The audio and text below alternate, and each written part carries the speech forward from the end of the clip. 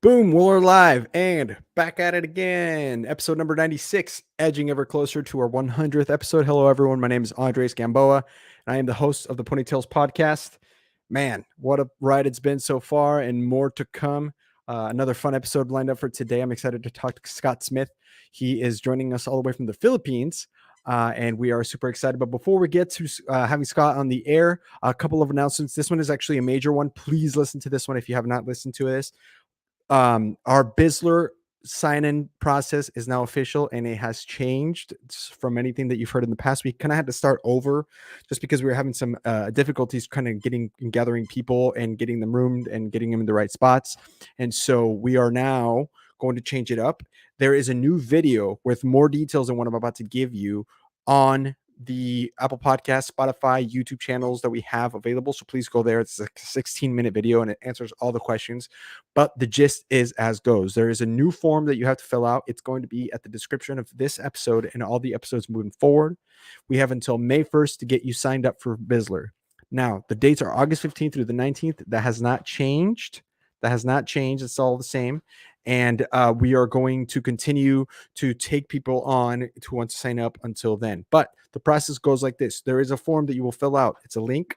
You fill out that form, and you and your guest, whether you're rooming with someone, if you're coming as a single person, or you and your spouse, you will put in your information, names as they appear in your passport, and your departing city. And then we will send that information to Josh Martinez, who's going to help you get booked. He will take that information, set up the plan for your payment plan, and then it will send it back to you. If you like how that looks and how it's going to set up, you can have a payment plan set up. You can call in and lock in your flights as a down payment, or you just need a $50 down payment if you're buying your own flights, and that's it. You're in. Everything in there, you just take care of all the payments throughout the rest of the way. You can make payments up until June 1st. And anybody who's paid in full through June 1st is coming to Bizler. So that is there's just 4 steps. That's all it takes. All the COVID questions and anything else that you need to know are going to be answered in that place on that video that I sent that I'm describing.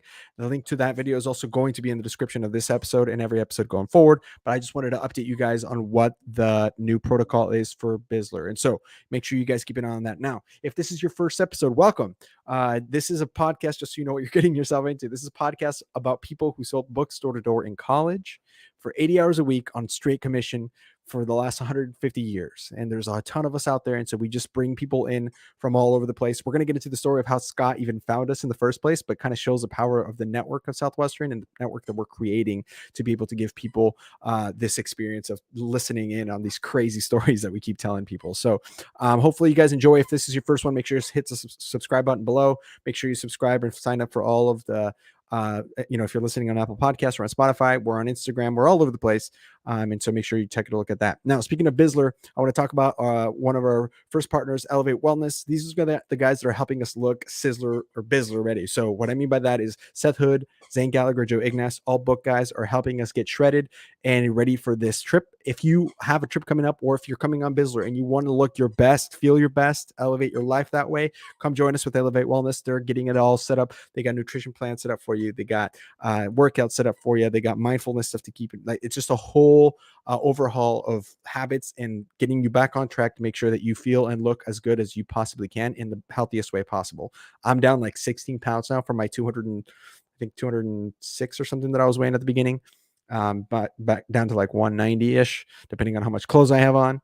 And so I feel great. I feel pretty fit, which is something I haven't said in a long time. And I'm speaking from personal experience. They have been super thorough with my workout process. So that's a shout out to them.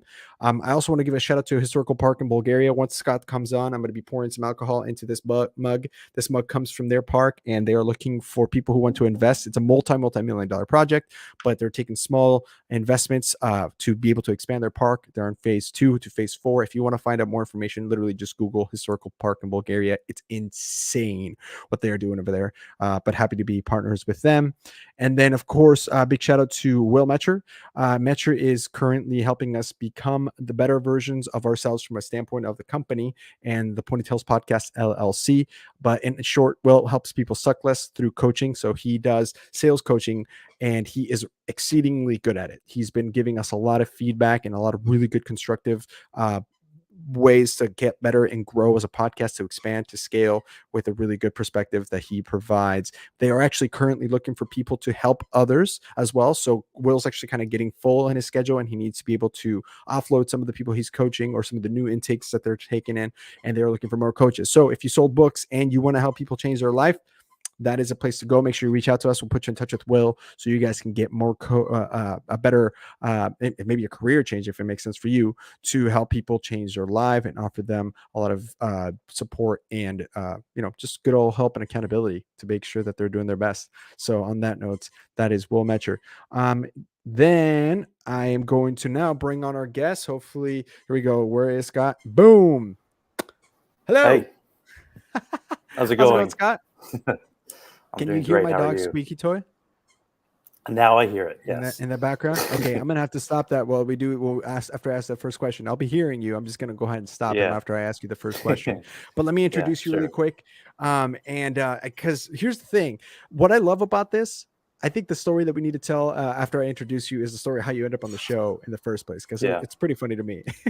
But a little background about you. So Eagle Blitz guy, it's super interesting that you sold in the era that was like the golden age of Southwestern between 1999 to 2002, when like everybody was hitting all these giant numbers for relative to the time. And a lot of renaissances seem to be happening currently right now with people breaking all these records. But you sold right in that big time frame where Atchison and Dustin Hillis and Dave Brown were breaking all the records and stuff. So I'm excited to hear about your experience in the 4 summers that you had. Let's start. Let's wind. We can tell the story how you ended up on the show a little bit into the show. But I always ask the first question is, hey, how the heck did you get into this whole thing? 1999. Let's wind the clocks back. Who talked to you about this? How did you first hear about this crazy summer experience? Yeah, well, I'll tell you about that. It's quite an interesting story, but also, I think it's like you said. Let's start with how I even wound up on the show. So, fair enough. It was funny. It was funny. So I live in Madrid, Spain now. I'm speaking to you from Manila. I'm traveling for work at the moment. But I live in Madrid, Spain, and my wife is Australian. I spent 6 years living in Australia, where I met her and lived there for a while. But we were at home in Madrid, and somehow in my feed, I don't even know what platform I was on, but the Ponytails came up, and I was like, "That's an interesting name for a podcast." And I was like, and then I looked closer. I was like, oh, of course, there's a couple book guys who started this. So the name makes total, because I haven't even heard the saying like ponytails, pony stories. Like, I was having immediate flashbacks when I saw it pop up in my feed. And so I told my wife, I was like, wow. And I started listening. I started like while we were sitting there, I started playing a couple of them. And I was scanning through all the people you spoke with and looking for names that I recognized, like a Brian Harbin and so forth, and guys from my days. And listening to them, I was like, wow, this is a really cool thing. And my wife was sitting there listening to it, with me, and she was like, you need to be on this show. And I was like, no. That's fine. She was like, no.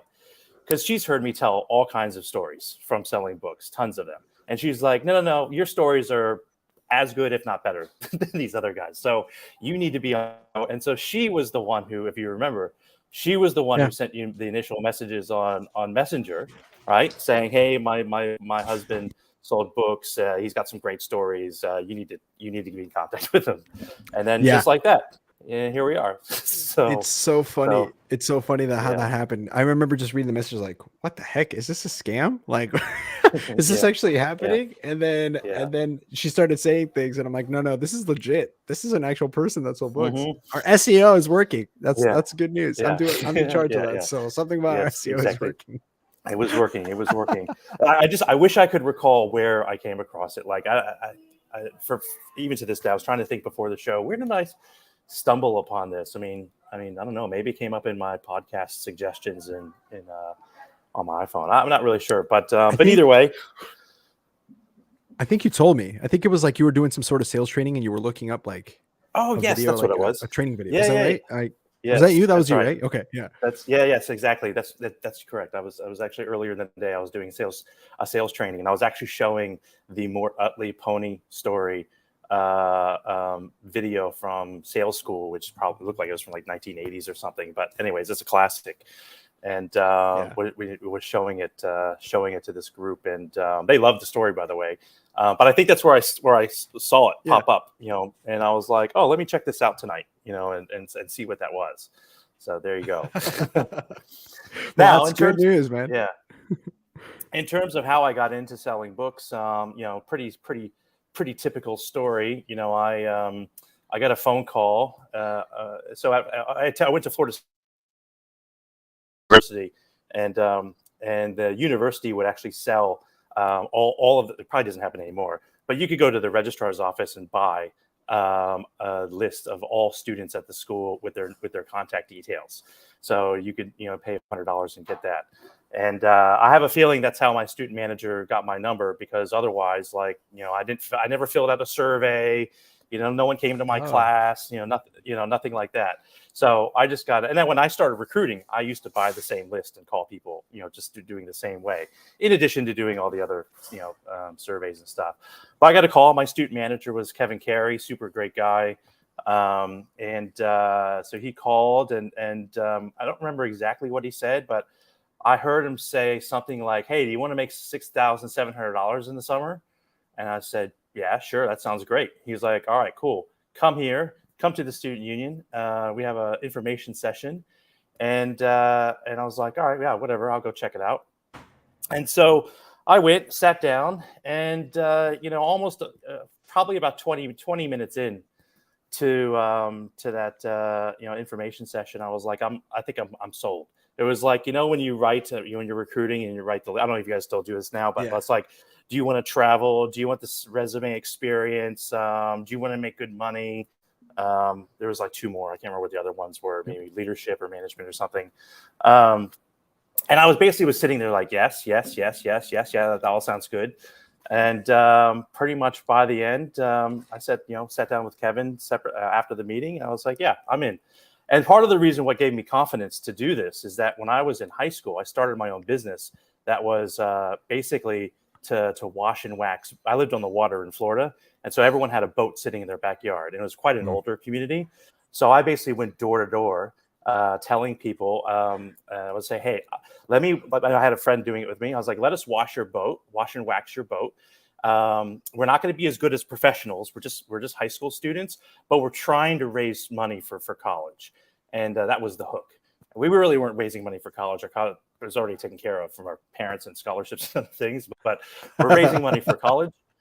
And we ended up like having this great business my junior and senior year of high school, where like we would go wash and wax a boat, and we would do a decent job, and we would make, I don't know, like between $400, $400 for about 3 hours of work, 3 or 4 hours of work, $200 each. I mean, it was way more than what I was making at Wendy's my freshman year of high school. So I saw this Southwestern as an opportunity to do something similar. Like, this is great. I get to work my ass off for 3 months. I know I can do that. And then I get to kind of fuck off for 9 months. So sound like a pretty good, win-win for me. Yeah, that's exactly how it works. And yeah, exactly. And like you said, I did it for 4 summers, kind of right there during kind of the golden years of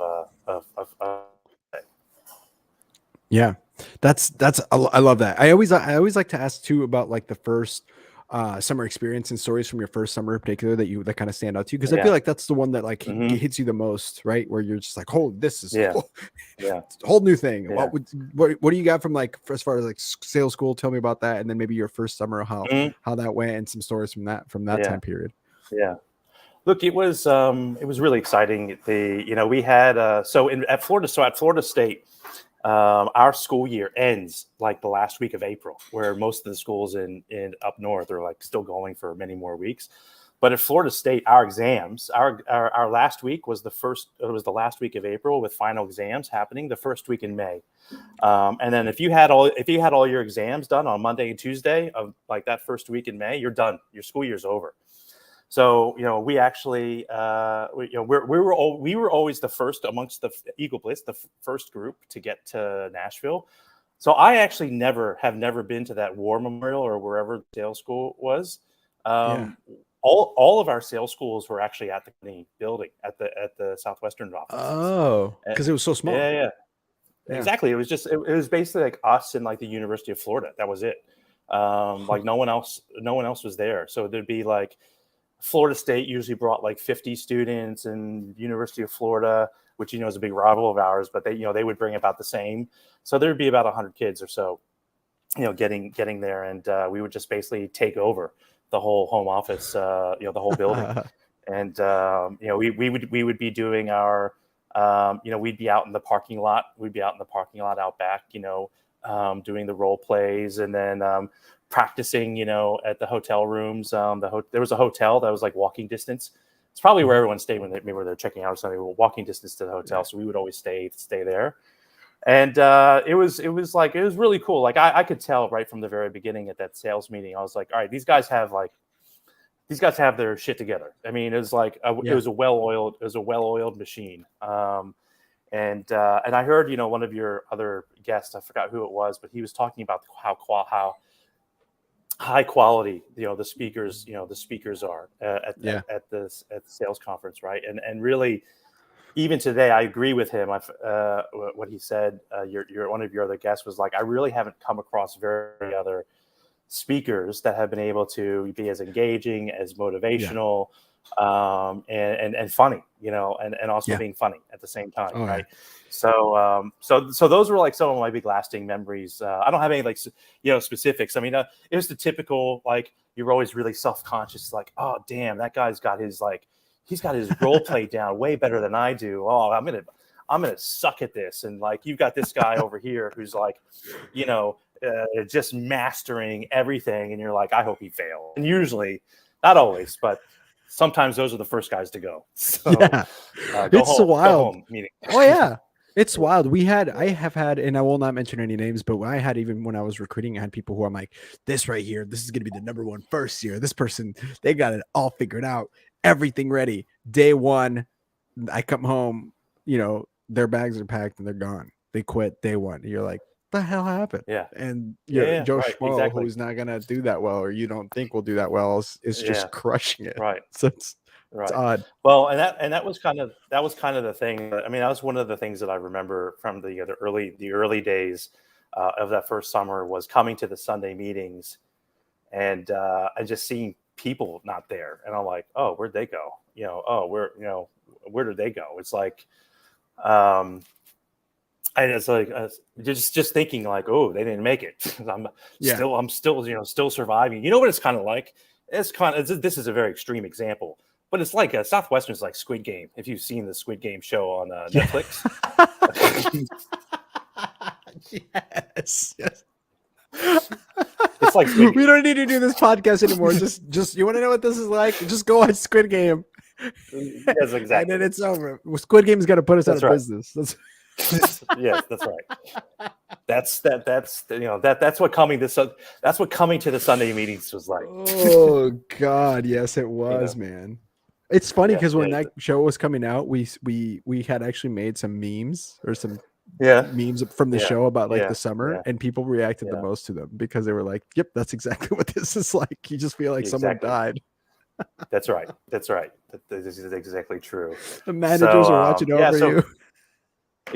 I know. So from Nashville, I just remember going to Nashville, and there was a lot of excitement.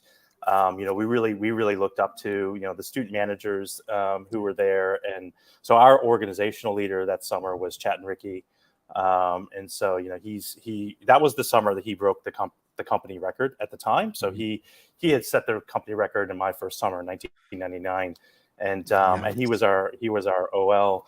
And so we had like a group of student managers and even as much as I hate the guys from Florida or University of Florida, I have a lot of respect for the group from UF, because they also had lots of great leaders, and while they might be really arrogant and cocky, but it was great people to look up to. So I felt like I was going off to do this really adventurous thing with a group of like-minded students who were really successful, at least really successful in my eyes. And I looked up to them. I wanted to be. I was like, I want to be like that guy in 3 years, right? Mm-hmm. And so it was good. And then we did our week, and then we shipped off. Most of the Florida State group and University of Florida group, they were all in Missouri. And you'll have heard stories. I think Brian Harbin talked about this, like that Chat and Ricky sold and broke the company record in literally the poorest county in Missouri. And I got a story about me following him. I went and actually followed him in my first week on the book field, which was like mind blowing. But for me, Kevin Carey, and another guy, Matt Burns, we call him Matty B. So we actually went to Arkansas, and so we were across the border, and we were in one of the northern counties in Arkansas called Mountain Home. Mountain Home, Arkansas was quite an interesting place, but yeah, it was good. It was a good experience that first time. What was it like following a record-breaking summer guy? That must have been nuts. I don't think I really realized and what I was seeing, because I had only been out knocking on doors at that point for maybe like a week or week and a half or something, and I just remember that Kevin told me, he's like, hey, you're going to follow Chatting next week and on Monday, call it, and you're going to meet him at his breakfast spot. And that is going to mean you're going to have to get up probably at 4 a.m. to get there.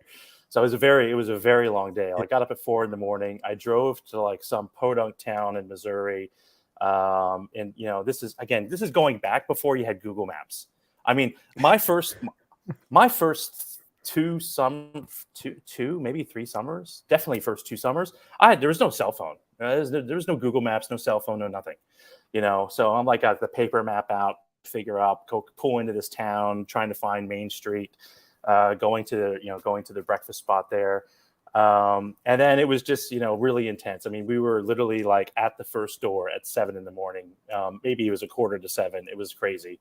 And I was just like, I can't believe we're knocking on the door this early. So I was like, this guy's going to piss these people off. But sure enough, like the first door, he just knew like where to go, what the signs to look for, like, hey, is someone up yet? Do they have little kids? Because if they have little kids, they're definitely awake, at that time of day, right? Yep. And but anyways, it was like 7 a.m. We're sitting down, we were having a cup of coffee, and in 20 minutes later, we're out, and he like sold the whole set, and I was like, damn.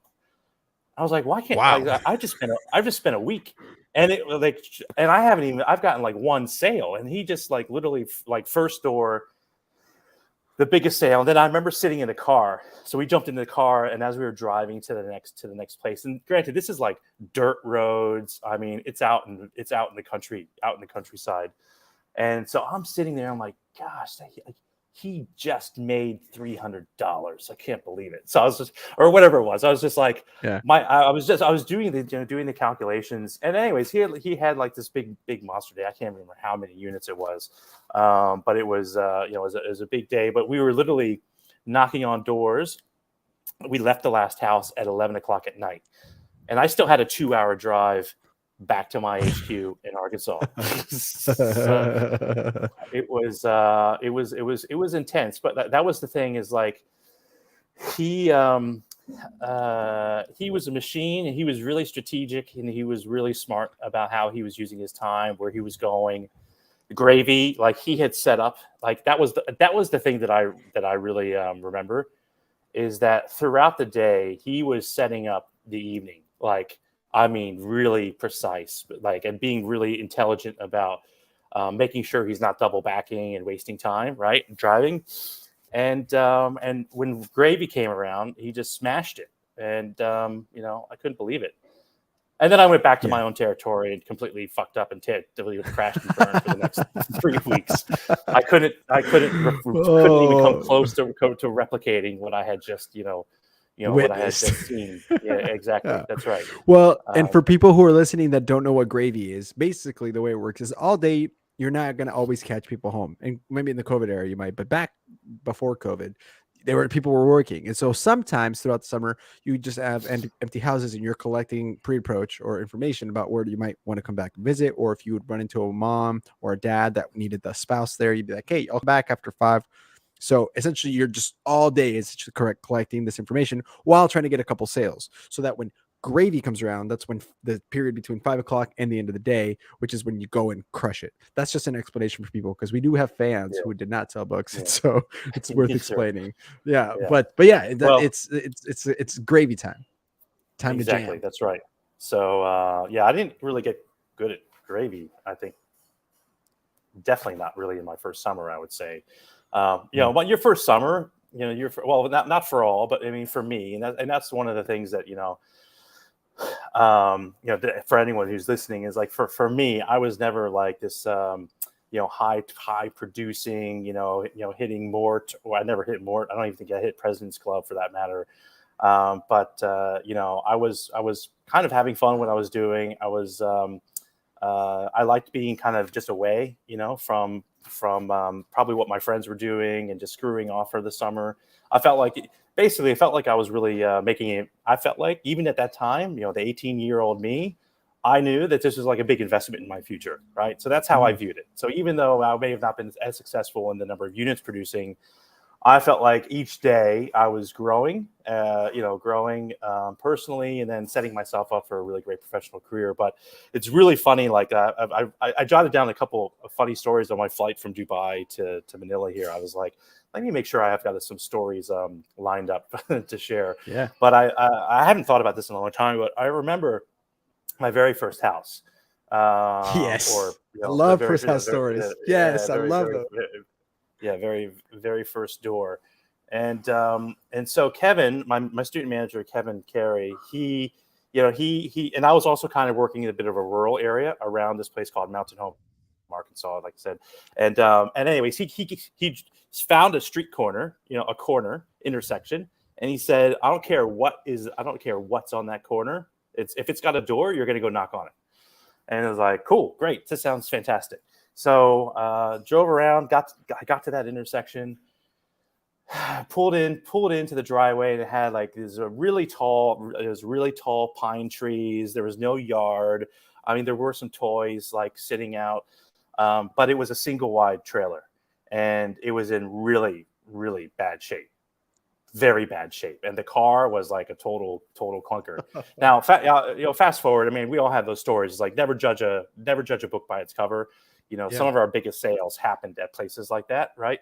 But I had no idea, you know, at the time. It's my first store selling books, and it's like 7:30 in the morning. So, so you know, I get out of my car, I get up, I knock on the door, and it's like so flimsy, like a particle board would. I was like, I might actually punch my hand through the door if I knock too hard.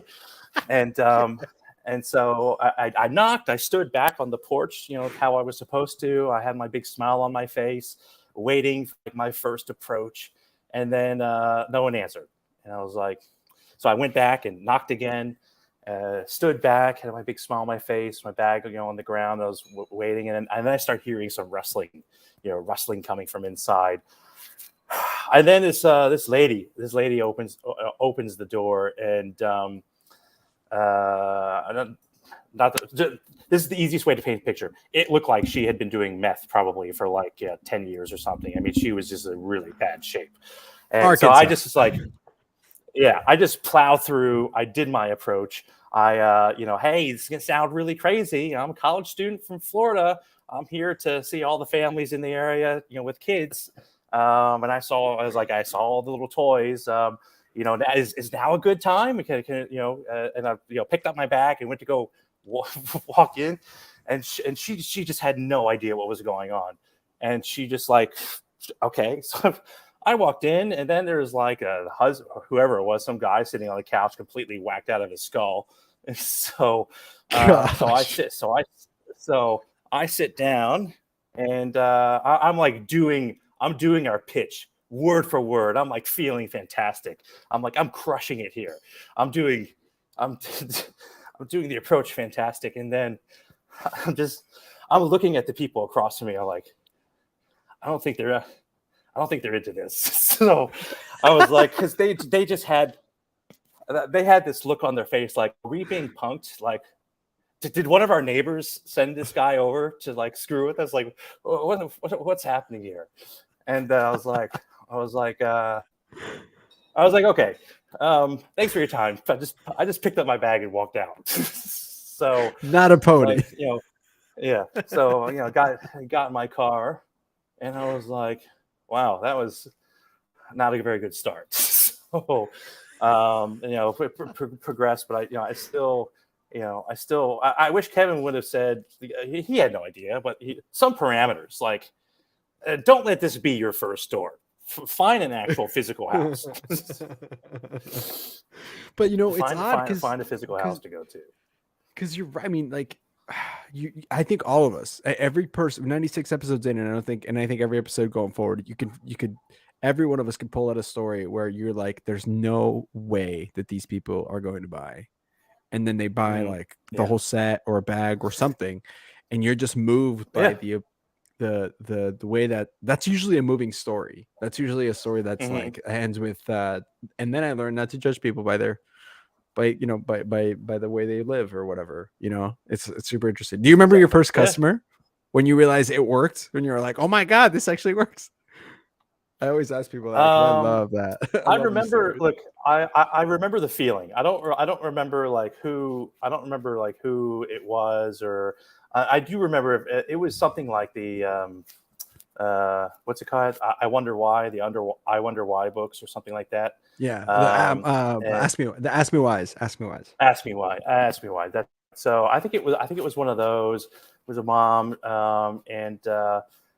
and then when you fill out the order pad, I don't know how you guys do it now, but like we had the paper order pads, and you would work it all. Yeah, okay, so work out all the different methods, and I just remember saying, so do you want to do all, or do you want to do half? And she was like, oh, I think I'll do all. I was like, really?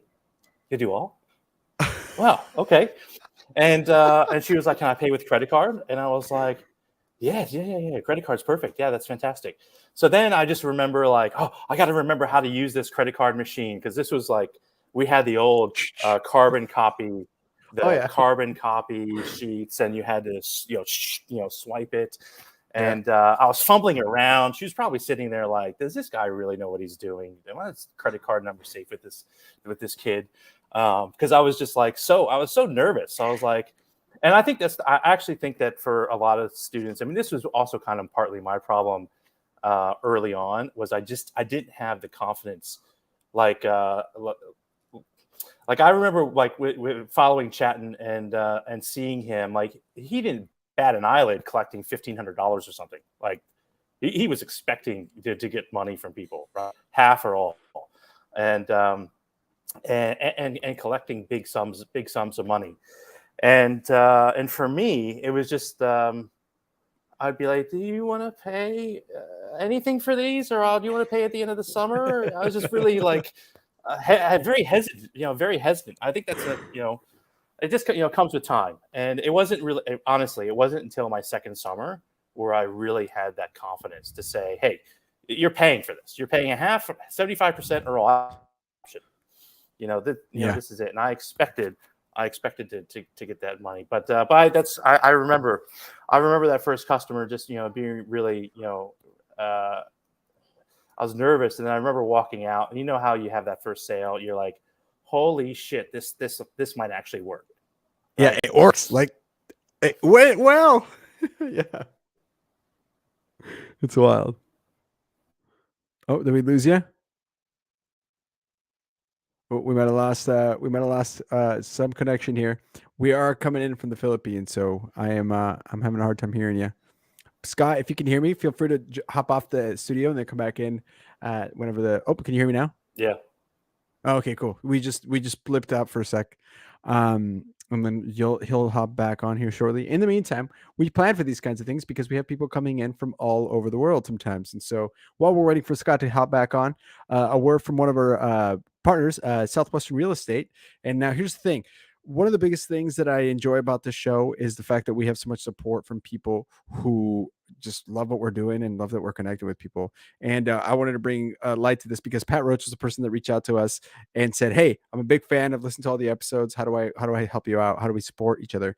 And this is one of the ways that we do it. So we partnered up with them. They are currently looking to expand. They are growing. They are in multiple states, 14 states, I think now, and moving on. Oh, Scott just hop back on, so I'll bring him on and I'll finish this thought on Southwestern real estate. But yeah, if you're listening in and you're interested in real estate, you've been interested in real estate, the market's going in the right direction right now, and it's a good time to get into this business if you've even been curious about it. So call us, message us, get a hold of us, and we will get you in touch with Pat Roach, and you will get an automatic interview, especially if you sold books. Yeah, it's really good for you. Flexible schedules, very, very good pay. Everybody knows right now buying houses is they're going like hotcakes. So very, very easy barrier to entry when you work with Pat that way. They get you up and ready to go, make sure that they set you up for success. Instead of the turnover rate right now for real estate agents is like 85%. Actually, the retention rate with Southwestern Real Estate is 85% that stay. So compared to the industry, they're crushing it. They're growing. We've had multiple guests on the show who are working with them. And of course, if you want more information, you can go listen to those episodes. Primarily Pat's episode, it's himself. And then of course, like Sarah Goss and the DeVries from last month.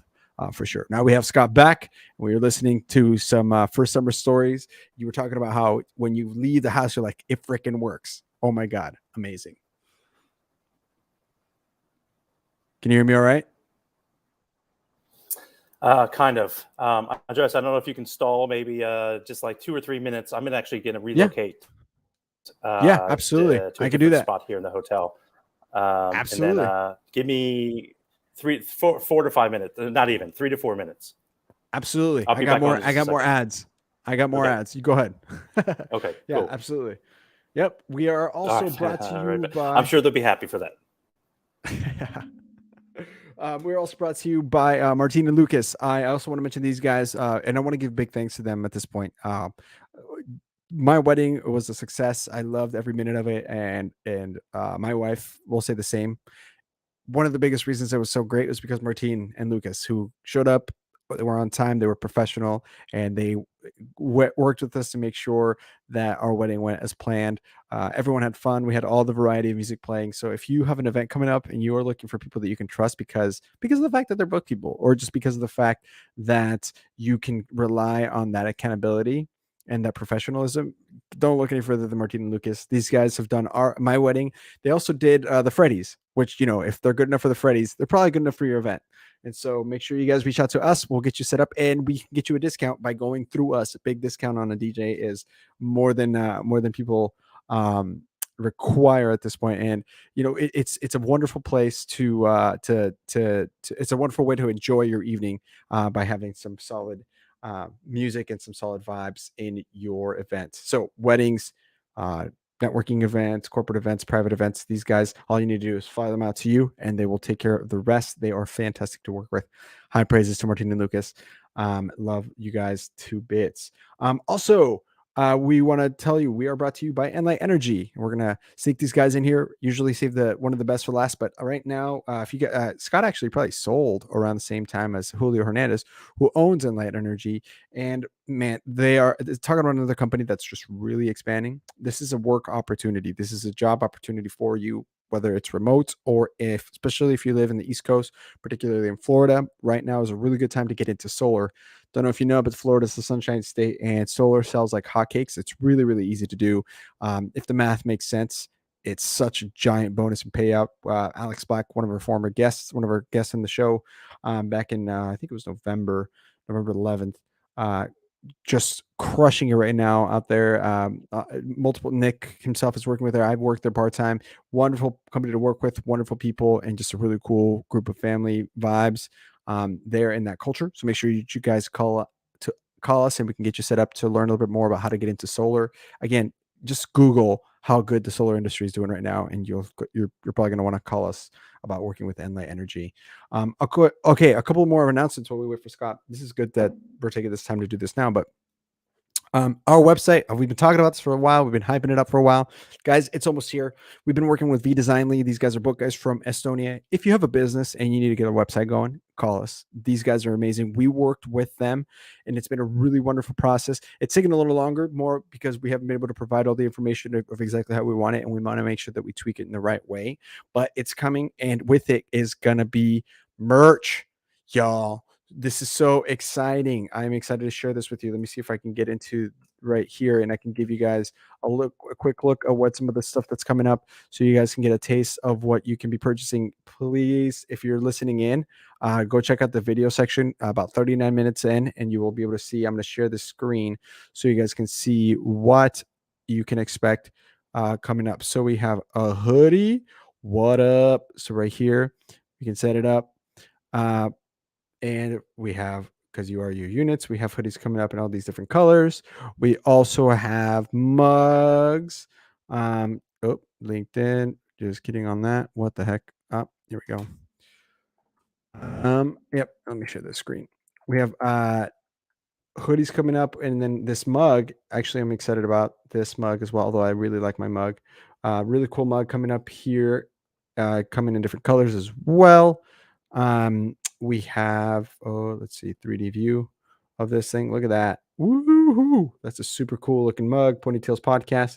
We have phone covers coming up, beanies, hats. We got branded gear, ladies. We have crop tops, leggings. You let us know if you need anything. Let's see if you can see the mug. Oh, here we go. Boom. And here we go. Back to this. All righty, look at this. Adidas gear, quarter zip Adidas gear. Check this out. This is pretty sweet. I'm actually proud of this one. Boom. Look at that. Ponytails Podcast gear with that Adidas. Look at that. Looking good. This is super exciting. So we are looking forward to being able to launch all this. You guys can go find, you'll be able to find our merch and our gear on our website and have it ordered straight to you guys. Scott's back here. We're gonna pick him up. What's up, Scott? Hey, sorry, I'm back. No worries. I was just showing some of our merch. Yeah, can you can I order that, and will that arrive to my home? It will in arrive Spain? in Madrid. Yes, it will. All right, fantastic. That's great. I can. I would have to enable that, but when you want to order it, let me know, and we can definitely do that. We got hats, and then also, and this is new. Well, let me. I can finish this really quick, and we get back to your story. We are also launching our stable, the stable. Which is where all the ponies live. So there's going to be different levels that people can pay for being part of the group or a fan. And so this is a way that we're looking for support, financial support, but at the same time, give something to you guys in return. So as it stands right now, there's going to be 3 different levels, $50 and up a month, $15 to $49, your choice, a month, or 14 or less. But obviously you get more perks for the $50. So included in that $50 a month or more is going to be a membership to AAA. It's going to be a membership to Audible, so you can listen to all the books that you want. It's also going to have a beer that comes to you once a month. It's also going to have discount on all the merch you just saw. Plus, if you see something on our store that you don't, you're like, I got all this stuff already, but I would like a fanny pack, or I would like a specific item, a baby gear or something like that, hats, beanies, shoes. We can have that specifically made for our Clydesdales, is what those people are going to be called. It's also going to be a thing where anybody who's in the stable, if you like and share and comment, you're going to get units, which are points that go towards the pay setter that we're going to release every month. And so at the end of each month, we're going to give a shout out to our biggest fan on the first episode of that month, who's going to be the cover of the pay setter for being the best fan of the month. And so it's going to be a lot of fun. You're going to get points in different ways. The financial contribution goes towards that as well. More details on that to come, but that's what we're looking at right now. And hopefully it'll be fun for people to support us financially, but at the same time, receive a lot of really cool stuff in return, like Audible accounts, AAA memberships, probably Netflix, all this other stuff. So that sounds pretty cool, doesn't it, Scott? Doesn't it seem like it's a cool group? Yes. The stable's the place you want to be. That's right. Exactly. Exactly. Oh man, so let's go back to where we were. You were telling us about that after you left your first customer, you're like, oh my gosh, it freaking works. I can actually see some lights at the end of this tunnel. Yeah. So as we have, those of us who have sold books, had these experiences of you're getting momentum, and you're like, yeah, this is like fantastic. But then the book field tends to like to throw you lots of surprises and lots of obstacles. And forces you to really become a problem solver in lots of lots of different ways. And at some point, probably like, I don't know, my third week out, I still hadn't really sold very much. And where I did sell books, I was either taking them like without any money down, which is stupid, right? Looking back, obviously, or I was getting sales on credit cards. I wasn't necessarily getting checks or cash. Now, great, I wasn't like selling big units or anything. I'm talking like to 50 units in a week or something like that, in the first few weeks. But there was one day during my third week. Now I was driving on exclusively on dirt roads primarily, and I had a flat tire in the morning, and I was like, "Okay, no big deal. I got a spare. Put the spare on. Go maybe an hour and a half later. Now, someone told me before selling, make sure you have these fix-a-flat cans in your trunk just in case you need them. And thank goodness I took that advice, and so I had like 5 these fix-a-flat cans like in my trunk. Anyways, like 2 hours later, I got another flat tire.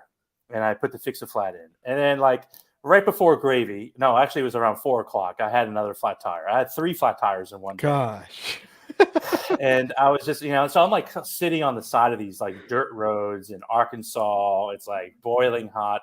And then I finally like, fixed a flat, fixed it all. And I had a Honda Civic that was normal height. It wasn't like lowered by, I didn't go and lower the car, but it just automatically normally sat a little bit low. And anyways, I was driving down this road to someone's house, and there was like a big rock or something in the middle, and it just completely knocked it knocked the whole muffler off. The muffler was bouncing down the road as like behind me, and I was like, oh my god, I can't like. I had to start to laugh. But I have to say, for an 18-year-old. I just took everything like in stride. I was like, oh, all right, my muffler just got knocked off.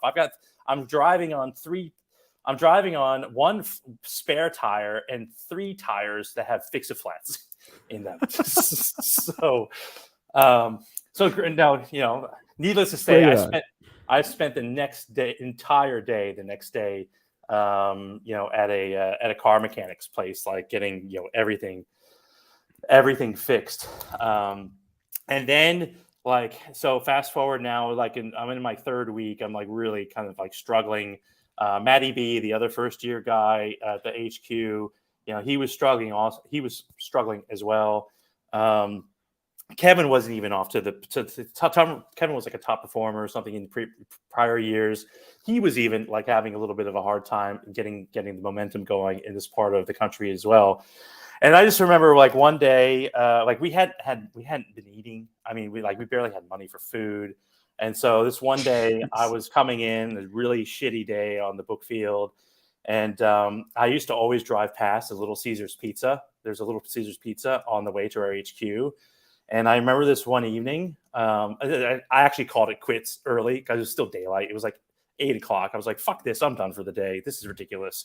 So I was on my way back to the HQ, and I just felt like down in the dumps. And I was like, I really could just use a hot meal for once, like an actual proper meal. And to me as a college student, that was a pizza. So yeah, I was like, still is. Right. So I actually pulled into the Little Caesars Pizza. I had no money. None, like literally, bank account was empty. I refused to really ask my parents for money. I was doing this thing on my own. And so I was broke. I had collected money. Like I said, it was all in credit cards, slips. And so I walked into Little Caesars Pizza, and I said, I did the book field approach. Like, hey, this can sound really crazy, but I'm not from around here. I'm from Florida. I'm selling books door to door, and I've been having a really hard time out here. So, is it possible I could give you like an IOU? Like I'll come back and pay you when I get some money. I'll come back and pay you, but I just desperately need to eat something. Like, and the girl behind the counter, she's like a high school student. She was like, "Don't worry about it. Here you go." She gave me 2 pizzas. She was like, "Here, take it back. Take it back." I actually think she offered me 1. I asked for 2 because I was like, my roommates are going to be pissed if I didn't get them 1 also. And so that was a moment like the book fair. I was like, wow, people are really nice. Like if you are in need, if you're in need and you're having a hard time, generally people want to help you out. So, Yeah. I've also, tried to keep that in mind because, you never know, like that little, like that's 20 something years ago. I still remember like going to the Little Caesars Pizza and getting that pizza. So, Jeez. on an IOU, and I did go back once I had cash, and I paid them the $10, the $10 that it was, which is surprising because I think Little Caesars is still to this day doing pizzas for $5. Yeah. Yeah. And that's the price of a gas a gallon. Literally just down the street. The Chevron is $5 a gallon, and that's the same for a pizza. It's crazy. And I was watching the news about that. Yeah. Now, given the inflation rate, how are they still making money? That's wild. I have no The idea. Little Caesars. But that's amazing that you went back. That just goes to show how me. Did it feel to go back? How did it feel to go back and pay that? It felt good, but then at the same time, they're like, "Why are you here? Like, why are you paying?" I was like, "Here's the $5 for the pizza that you gave me." And you know what happened is I gave them the money for the pizza. They gave me another pizza. So they were like, the other two were on the house. You just paid for a new pizza. I don't think that obviously they didn't expect, the girl was like, I don't even think it was the same girl. She's like, huh? I was trying to explain. I came in and I got some free pizzas. Now I'm coming back to pay for them. And she's like, what? No. She's like, I don't even know how to calculate this in the register with the POS system. So. Yeah. So, but it was good. It was good. That was, it was really, I hit Sizzler that summer, by like 75 units. It was like barely scraped by, but made it, made it. Our roommate, Matty B, like at some point during the summer, like he picked up a puppy, from one of his customers. And so he had this big pickup truck. This is the other thing, Andreas. I just remembered. I also brought my parrot with me on. Your parrot? My parrot, yes. Who basically had like a 300-word vocabulary. So I told Kevin, my student manager. I told Kevin, I was like, I'm going to go sell books in the summer. I was like, I'll go do this, but it's like I have to bring my parrot with me because I can't leave him.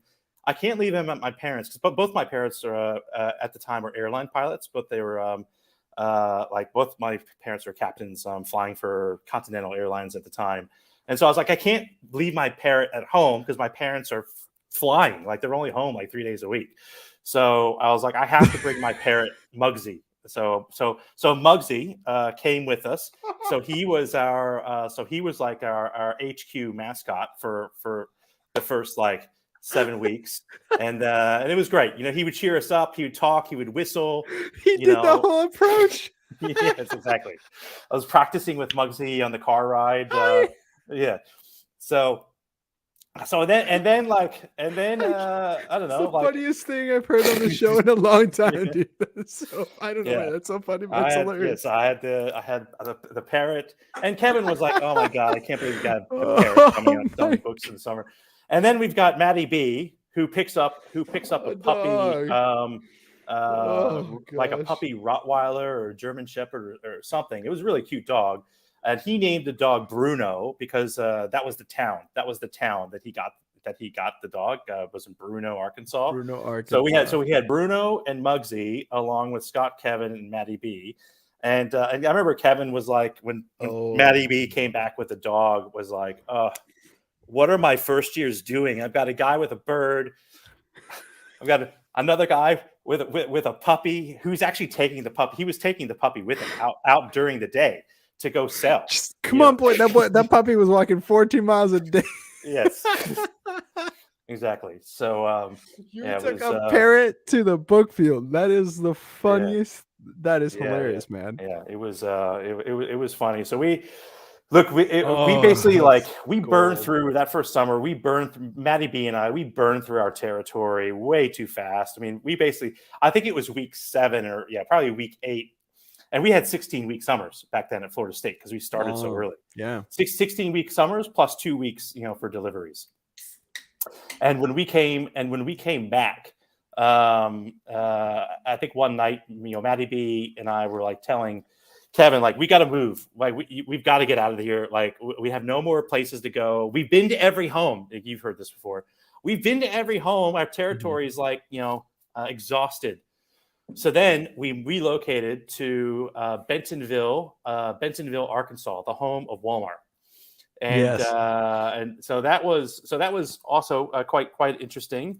I ended up working in the countryside near a place called Rogers, Arkansas, which is the home of Tyson Chicken. So where I was in the surroundings was all Tyson chicken farms, and these long buildings that are like 50 yards long, maybe even 100 yards long, and they're just packed full of chickens. And I was so scarred from this experience, I did not eat chicken for about 18 months. 18 months. My And I God. still to this day, I have not eaten anything that has the Tyson logo on it. And the reason why is because I went into one of these chicken coops. So I showed up and they were like, oh, I was like, where's the mom in the house? And they're like, oh, she's in there. So I went in. They had just got done taking out all the live chickens to put onto a truck, to go slaughter or whatever. And what was remaining were all of the dead chickens that were laying on the ground that had either been fed too much food, and they're like, basically they had heart attacks. And because there's so many chickens in there, like, they can't get them out. Like, they just leave them there. They die and they're there until they take the chickens out. Anyways, they had these big like things that were pushing all of these dead chickens. And the mom was like, oh, you can't be in here. You can't be in here. I understand why she was like, get out. Because consumers should not be seeing that stuff. And so, like, I couldn't eat, like I said, I could not eat a chicken, anything chicken for about a year. God. And 18 months. And then, I'm still scarred from that experience. I have the opposite experience with chickens in the book field. The chickens kept me alive throughout my 4 summers. Yeah, my whole story about chicken. There's a whole story about it, but that's hilarious. By the way, we're not sponsored by Little Caesars, Walmart, or Tyson, but we could be, and that's okay. What are you drinking? I've got mango juice with a little splash of Absolute in there. All right. Well, cheers to this and some chickens, and to cheers. Yes. Cheers to Bruno, Arkansas, and your Bruno, Arkansas.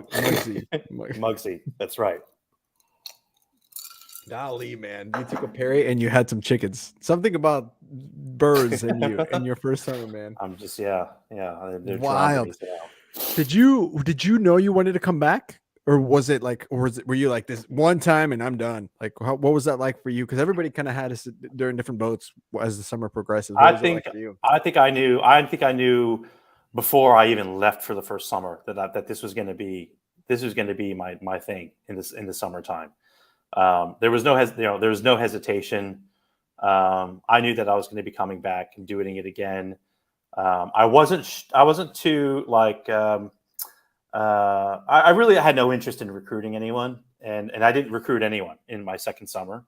I didn't even try. I was just like, no, I'm just going to go out. I'm going to be on my own. Because part of it was like, I felt like I barely made it my first summer. And I was like, I don't have the confidence to like go and tell other kids to come follow me when I like barely scraped by my first summer. So let me go out and let me actually prove myself. And so that second summer was my best summer. It was close to 5,000 units or something. And, spent in Ludington, Michigan, which is kind of the northern part of the east coast of Michigan. And it was just me and another guy, Josh Garcia. It was just the two of us. There was no one else. It was just the two of us up there. And he was a walker. And I had the car, and I was driving around and working the countryside while he worked the city of Ludington. So we had a good experience up there, and it was from that moment because I felt like I was really providing a lot of leadership and coaching to Josh, and like on the car rides home at night, and like talking him off the ledge quite a few times. It was then I was like, you know what? I think next summer maybe I'll give it a shot, because I think I had a lot more confidence then. It's a different kind of sale, the recruiting. We haven't talked much about that on the show at all. What do you think, especially, and we can maybe use this as a double dip from your current experience as a successful businessman to like Yeah. maybe even just a 19-year-old kid in your second summer or through your summers. What did you notice were the biggest differences between recruiting and just selling books? Yeah. So like that, going into my third summer, I brought out three people, and that was like not with a whole lot of effort. And I think all three quit, if I remember. Anyway, there was nothing memorable about that group. Um, but my third summer, I actually, I did the what's it called, the field manager or campus Yeah. recruiter, Full-time whatever. recruiter. Yeah. Full-time recruiter. So I took the spring semester off, Mhm. did recruiting, and our district manager, Brian Ross. I mean, he told me, he was like, what do you want to do? What do you want to do in life? And so we had one of those chats, and he was like, you need to learn how to recruit, because recruiting is dealing with people's emotions, and leading a team over the course of a summer is also, dealing with people's emotions, and also um, teaching you how to help people navigate and problems, without giving them the solutions, but helping teach them how to think for themselves and navigate problems. And so I took his advice. I mean, Brian Ross had never steered me wrong at anything before. So I was like, I'll go do it. And it was good. Now, hindsight, if I had to go bring out that group, because I think out of 10, 3 finished. One was like probably in the top 10 or top 20 or something. Nice. That was Brad. His name was Brad Fatia.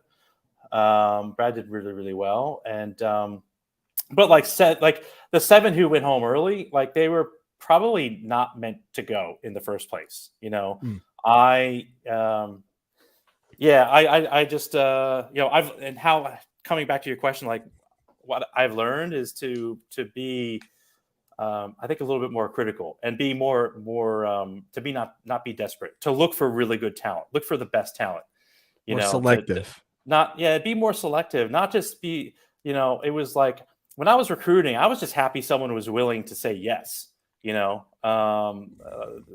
was like, I was just like, oh, you want to come with me? Great. You know, because like some of them had just absolutely terrible personalities, like they didn't have a good sense of humor. But I was just trying to see past that, and I was saying, I'm going to have 10 people come with me. I don't care who they are. I just want Yeah. 10 bodies in cars heading to Nashville. Um, but what I've learned from that, and all throughout my career, I've had to hire, I've had to recruit, I've had to hire people, I've had to build teams, and also teams all around the world, not just like Americans, but building international teams. And I think a lot of my fundamentals that I have can be brought back to those days. And it's kind of like, usually within the first 15 minutes of speaking with someone, whether they're going to be the right fit. You can have Mm. 5 hours of interviews, which is kind of, to me, is like a waste of time, because usually in the first 15 minutes, you just know, like, this is the guy or this is the girl, like they're going to be great.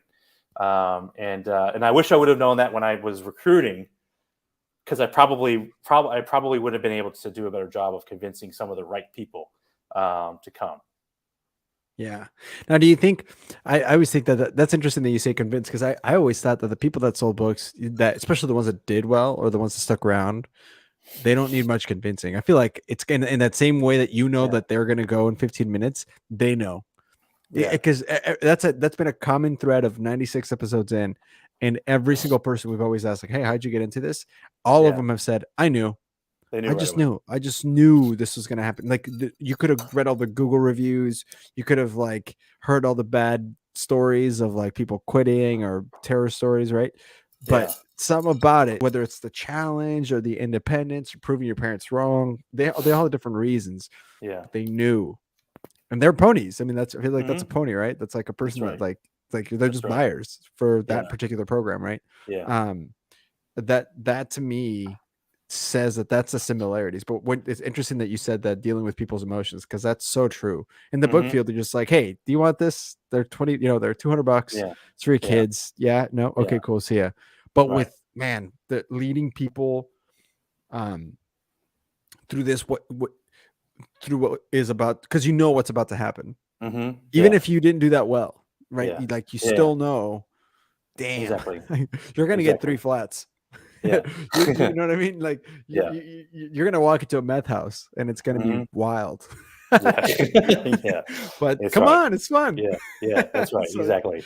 and Exactly. mentally And look, prepping for that. I think, Brian used to say, you never, you only see a person's kind of true character and mental resilience and mental toughness once they're in the face of some serious adversity, right? It's only then. I mean, you can spend, especially that's what makes recruiting college students so difficult, is because some have faced some real adversity in their upbringings and other things, right? But generally, if you're at a university, I'd say most people have kind of been skating through and doing pretty okay for themselves. It obviously depends on the university as well. But at least at Florida State, like the toughest adversity was like, not getting into the club at night or something. Like, that may have been the biggest adversity you faced so far. So Yeah. I sat in the sun in the summer as a lifeguard, and it was really hard. Jeez. Yeah. You gonna be okay? Yeah. Right. Yeah. This is the first time it's hard for them. Yeah, it's true. Exactly. That's super interesting. And so now your career's coming through. You go through this whole experience. Now, I guess, and we can still get back to some stories in the book field as well when we get to the ponytails. But let's transition into, okay, so it's 2002. You're done with your last summer. Did you know it was going to be the last summer going into that fourth one? Yeah, I knew. I only saw Southwestern as a summer college gig. Yeah. I was never on the path of like sticking around and building an organization. Like that just, wasn't for me. And to be honest with you, by the end of the my fourth summer was in Arizona, and Arizona in the summer, it's hot. It broke me. There was only 2 times that I cried in the summer, and one was in my first summer. Once in my first summer, and then the last time was my last summer. So I figured, I cried. That's the bookend. That's it. That's a sandwich. It's a cry sandwich. Yeah, now, exactly. If that crying story is in the ponytails, let me know, because I want to hear. I love hearing adversity stories. It is. And overcoming. We'll get to that one. But I can speak to. So this last summer, I went and sold door to door for EnLight, one of our sponsors. It was 120 degrees for a week straight. Yeah. It in July. It was. I have never experienced heat. Like it's demoralizing. Yeah, I googled like the hottest places on earth that day, and I'm thinking like Saudi Arabia, something in the Middle East where it's like the Sahara or maybe like North Africa, right? Something like that. And I looked up, and it was Tempe, Arizona, and I was knocking in Tempe, Arizona, and it was 100. I think the peak was 122 that week, and I'm like, I was out in that. Yeah, nuts. Yeah, I did that for 4 weeks. It's wild. Yeah, I did 10 days, and I was like, never. That was crazy. Yeah. No, it's demoralizing when you wake up to go to your breakfast spot, and the temperature gauge is already reading 96, and it's 7. Yeah, you just know it's going to get worse. The sun isn't out, and it's 97 degrees. Yeah, and you're like, so yeah. Anyways, that summer basically that was it. I was like, the Southwestern has run its course. I've had a great run, good experience, but I'm all done. Yeah. So then what happened next? So walk us through. So that was 2002. That was 20 years ago. So walk us through the next 20 years. Yeah, what parts of your experience did you use for your success now with because you work with ODILO, right? Exactly. Okay, so walk us through that. So look, it's funny that I've actually never left selling educational products. And I really enjoyed it. I really felt like I was making a difference when I was selling books in the summer, and you see how you can, you have no idea if the product's going to be used after you leave. But at that moment in time, you've got a family, sitting around, they're all talking about education, and, parents are talking about education is so important. So that has always resonated and sat with me. So then fast forward, it's my last year at Florida State, my 5th year, quite frankly, Florida State, but I did 7.5. Yeah, don't worry. So they had something called Seminole Futures, which was like the career fair at the convention center, and all the companies come in. You go, you walk around, see other companies, and it was funny. So what did I do? I graduated with the finance, 2 degrees. I had a degree in finance and a degree in international business. And so I had the ideas of like going and like working with Morgan Stanley or, Chase or Goldman Sachs or like one of these places. So and I had, O2, that was a big deal. I mean, it still is a big deal, but O2, yeah, that was like, oh shit. So I had listed out, I had 30 companies, right? 30 companies on my list to see at the Seminole Futures thing.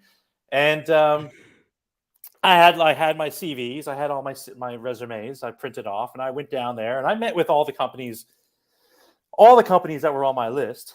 But then on my way out of the convention center, there was a booth there that had a logo on it called Prentice Hall. And you wouldn't know this now, but it's been basically Pearson Education owned at the time, owned Prentice Hall, and Prentice Hall got absorbed. Anyways, I went up to the lady, and they had their textbooks, so a few textbooks sitting out, college textbooks sitting out. And I went to the lady, and I was so cocky, and I was like, I've spent a lot of money with you guys over the last 5 years because I've bought so many of their textbooks. And I was like, and I said, why are you here? Like, why are you selling books at this thing? We're all done. We're done with school. And they're like, no. We actually have a sales job. And they explained to me like that they have sales reps that go onto the college campuses, and they actually convince the professors to use their textbook over another company's textbook. And I was like, really? And they're like, yeah, you basically go to the campus, you're assigned like the business department, the engineering department or whatever. And you go knock on doors. You knock on doors with the professors and you go in. And I was like, perfect. I was like, I'm the guy for the job. Here you go. And I showed them my resume. I was like, I've sold books door to door for 4 summers. Easy. Like I'm perfect for this. So I ended up having like 4 interviews for a sales job that was in northern Florida, which basically the cover University of Florida, University of North Florida, Florida State, FAMU, Florida A&M. Anyways, I had 4 interviews with them. I ended up not getting hired because they took someone who was already had experience. So then I interviewed for the same job in Miami, and I got knocked back there. I didn't get that job. Then I interviewed for the same job in Raleigh, North Carolina. I didn't get that job. Then I interviewed for the same job in Austin, Texas, and I didn't get that. So I was very persistent. I didn't get that job either. So I got rejected 4 times, and I ended up doing a job with DHL, the international shipping company. Mm-hmm. It was a good fit. My parents are pilots. It was aviation. I have an international business background. So I did that, but I stayed in touch with that first district sales manager at Pearson the whole time I was at DHL, about 1.5 years. And she said, hey, guess what? I've got an opening. Now's your chance. So five times it took me to finally get hired into the education like sector outside of like obviously Southwestern. So I did that, worked for Pearson, had different jobs, sales leadership roles. At one point I was managing the sales like $25 million or something, coming from about 17 states, in the U.S. Wow. Then I left. Yeah, then I left and I joined a competitor, McGraw-Hill, another big name. I went to go work for McGraw-Hill, and now at McGraw-Hill, I was now responsible for creating products, and not just textbooks, but I'm talking about technology. So McGraw-Hill is like the first company in the higher ed space to come out with like adaptive learning tools, adaptive learning programs. So I basically led an initiative to create an adaptive learning principles of economics course. And now to That's this wild. Fast forward, what did he say? I think this is maybe there's a few like 3 million college students across the U.S. that are using the product that I helped create. That's great. Authors, I had some excellent authors, Carlos Asarda and Roger Butters at 2 of the great universities in the U.S. So they are the authors of the content and had a great technology team. But we basically took the platform and technology that McGraw-Hill had, and we opened up a whole new channel, like a whole new business model for them. Now they actually are creating lots of adaptive learning products and things like that on the basis of. I use that book. Yeah. Did you? Yeah. I have a degree in economics. Okay, fantastic. Yeah, we use Butters. I know Butters. Great. Oh, Butters. I've got to. I have to tell them. I'll have to tell them that. Yeah. So that whole project that originated with me, and wow. Yeah. So legendary, man. That's yeah, gold. and it's literally because like the fact of the matter was, I did countless student focus groups, traveling around the country, getting students together and listening college students say, stop making more textbooks. We don't want more textbooks. Like, do something new, do something fresh, do something completely different.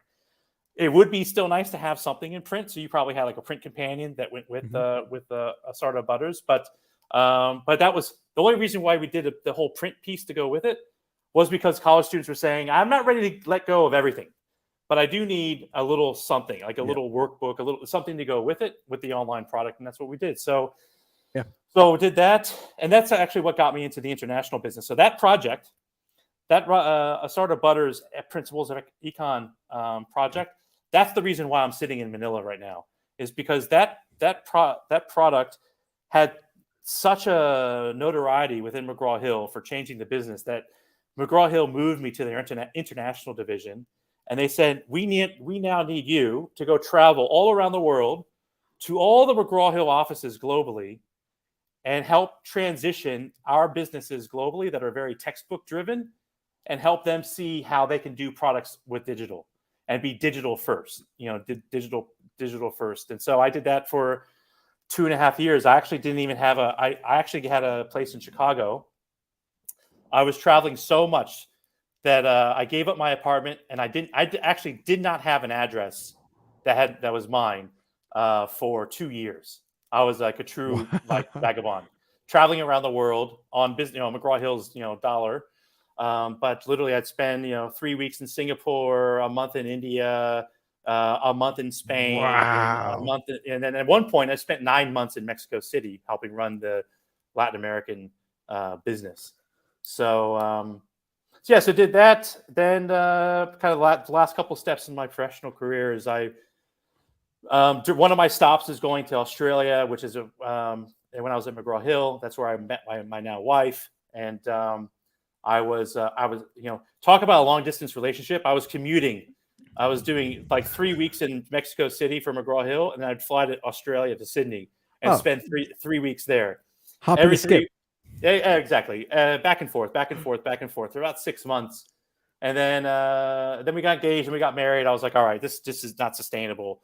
So left there and joined a new company based out of Sydney, where I was basically selling a mathematics program for elementary kids, but to governments. So I was meeting with the ministers of education, or like the equivalent of like the secretary, the Secretary of Education in the U.S. Yeah. So like cabinet members of governments. And so I was traveling to about 40 to 45 countries a year. One year I spent 270 days a year. That was my first year being married. I spent 270 days traveling abroad, meeting with government officials. I mean, I've had to do everything. I've had to eat goat brains to get a deal done. That was in India. Always close, baby. Always be closing. That's right. At least you didn't have to eat Tyson chicken. Yeah, that's right. Goat brains before you ate Tyson chicken. I would have refused that. I would have said, no, forget it. I'm walking away. This deal's closing. We're not closing this. That's right. Exactly. So I, did that job. Pandemic rolled around. I couldn't travel as much. Australia had locked all its citizens and permanent residents in the country. They weren't letting anyone leave. And I was like, I've got to get out of here. I feel like I'm in jail. So that's what led me to ODILO, which is this education technology business. It's based out of Spain. It's on pace to be one of Spain's next unicorn companies, which we're on track for like $1 billion valuation in about 2 years. And I'm responsible for all the international sales in the public sector, which is the reason why I'm here in the Philippines this week. I was in Oman last week. I was in Oman and the UAE, and then I go to London from here, and then Portugal. So it's a lot of time in hotel rooms. Wow. Well, okay. 2 things. One, if ODILO or McGraw-Hill wants to sponsor us, that would be hilarious because of Southwestern. So let him Yes, know. I will. I will. Yes, The yes, competitors, that'd be hilarious. yes, yes. Um, on a serious note, that's I'd be well. Actually, I guess that was a serious note. But the question I wanted to ask you was, what of your experience? Because one of the things that we talked about when we first met to kind of book your episode was, and you were Yeah. mentioning this. I was like, save this for the episode because I want to hear this first time. Mhm. Is like, you know, and I love this because you sold 5,000 units, which is no joke. I mean, 5,000 units is, but in my Yeah. eyes, you don't accidentally sell 5,000 units. You were doing something right. No, I no, feel it's like the about gap. it's probably about 10,000 units. My best No, summer was like 4,900 or something like no, that. but that's what I mean. Like, Yeah, people yeah, would be like, "Oh, did he sell 10,000 units?" No, it doesn't. That's not the point. The point is, if you yeah, you don't accidentally sell that many units, like you figured mhm, something out that worked, yeah, yeah, and just because you didn't sell, like your OL or like your Dave Rosens or your Dustin yeah, Hillis's, doesn't mean that you didn't use or learn a lot, right? My best summer was mhm, 4,200 units, yeah, right? So the question I have for you, and this is a really good example for those people listening who are book people, maybe current book people, or people who sold that didn't sell the 10,000 units. Look, mm, if you figured something out, there there's more experience and so much from that experience alone that is so valuable that it doesn't matter really how yeah, much you sold. So that's right. with that in mind, what do you think that you use? What do you think that was like helpful for you that you maybe even today that you still draw back from the things that you learned from those 4 summers selling books door to door? Yeah, a few things. I think first, first is it's always also about working smart, right? Yeah. Working really smart. It's not to say you take shortcuts, but the more that you can set yourself up for being efficient, the better. I mean, even just to give you an example, last week I was in the UAE. I was in Dubai. I had a meeting in Abu Dhabi. It was an hour and a half drive. It's like I could have rented a car. Drove down to Abu Dhabi, had my meetings, and then drove back to Dubai. But you know what? That's like 3 hours. That's 3 hours of driving time. That's 3 hours of very valuable time that I could be sitting in the back seat of a car, running meetings, doing work, and the cost difference is only maybe 50, $60. So it's like it would have been really cool to rent a car because I could have actually stopped at the World Expo in Dubai. I could Mm, have done that. It would have been cool to check that out. But I was like, you know what? No. And so, just now it's like it's second nature. I'm always about like, is this the best use of my time? Is what I'm doing right now the best use of my time? And same thing when I was selling books. Like, is this door or is my plan for gravy? Like, is this the best use of my time? Is there any way that I can optimize this to get the most out of it? So I think being really smart with your time is really critical. I've always mm. kept that as a key lesson. Write that down. The other thing also is to take the problems that arise like in stride. Example, like what happened with my 3 flat tires and my muffler being busted off. Just take things in stride. Obviously, like in your professional life, you're going to have moments where shit hits the fan, right? Sometimes that shit hits the fan because it's your fault. Other Mm, times, the team that you're managing, they did something and shit hits the fan, but you're accountable. You're accountable and responsible for the outcomes of things. And so you just kind of have to like take the emotion out of it and be like, all right, let's assess what's going on here. And basically, what are my options? Option A, option B, option C. How do I fix this? And to not be swept up in everything that's going on, maybe your emotions, and other things. So, but being a really good problem solver and to take your problems in stride. And the third one, which I think is probably the most important lesson from selling books for anyone in their professional career, is don't fucking take yourself so serious. oh, Like be willing to laugh at yourself, and to have some humility. And I just joined this new company based out of Madrid. They had an ugly sweater contest for Christmas, and I was like, these guys have no idea what they're in store for because I will win this thing. And it's actually my Facebook. It's actually my Facebook profile picture, my photograph of what I wore for the ugly sweater contest, and it's about as vile and repulsive in a good way.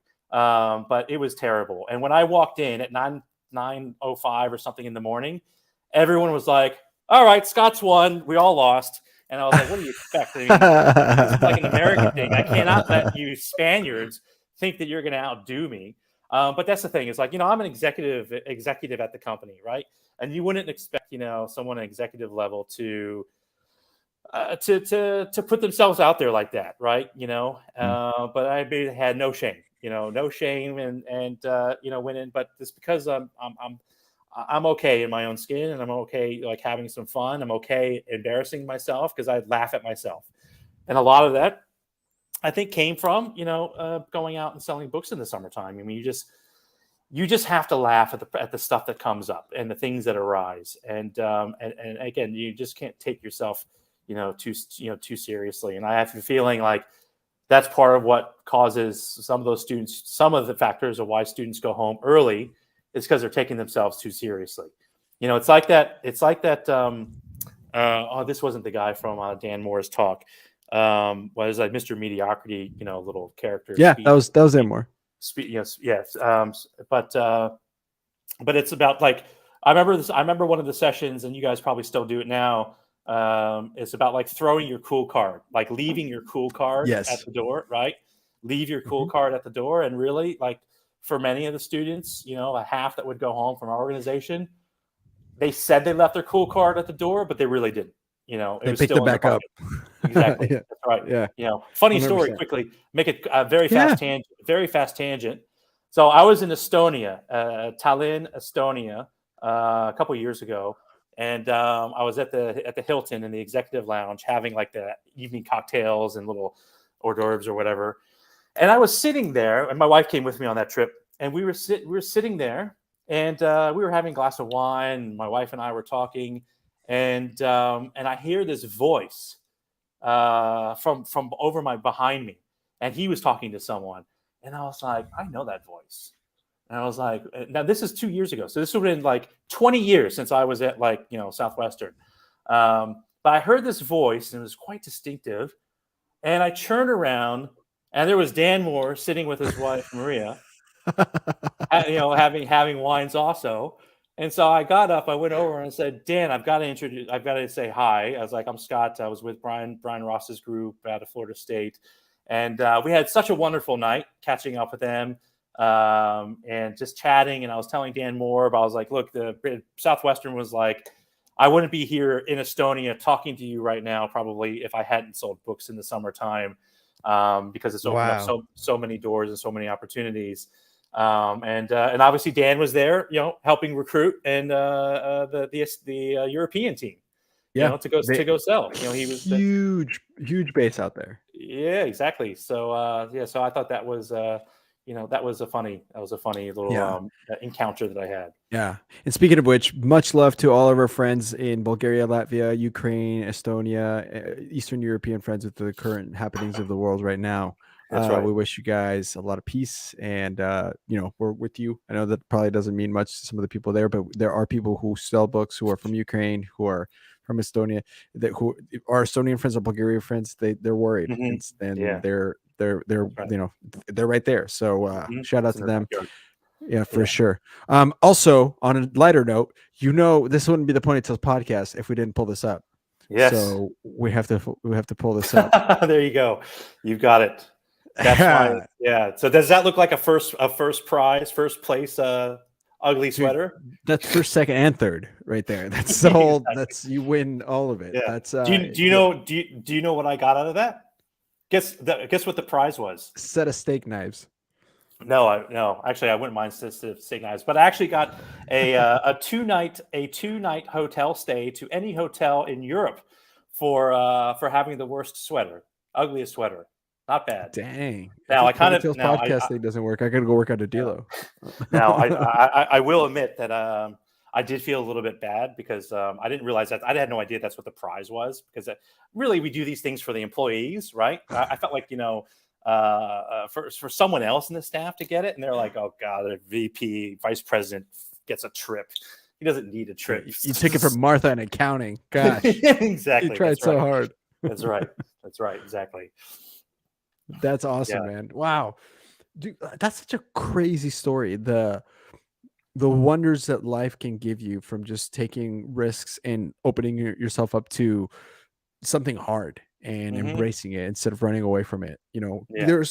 And I'm sure we're about to hear it, there's moments that you probably wanted to quit, and really it's so crazy. If you're listening to this and you're about to sell books or you are selling books, maybe it's July and you just stumbled upon this episode at this part, and maybe this is the intervention that requires, but look, I can tell you from personal experience, 96 episodes in, I've talked to 96 people and all of them had a moment where they wanted to quit.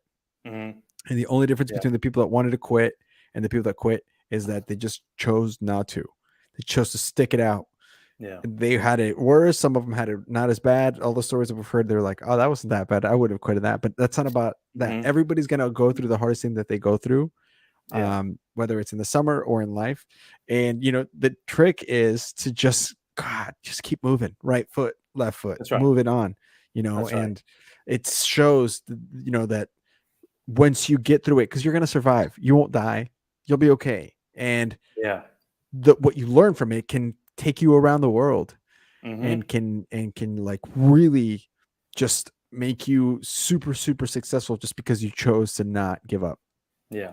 And I think that's that's partly, amazing. it's partly one of the key takeaways I think from the summer is the fact that there's definitely moments where you want to give up.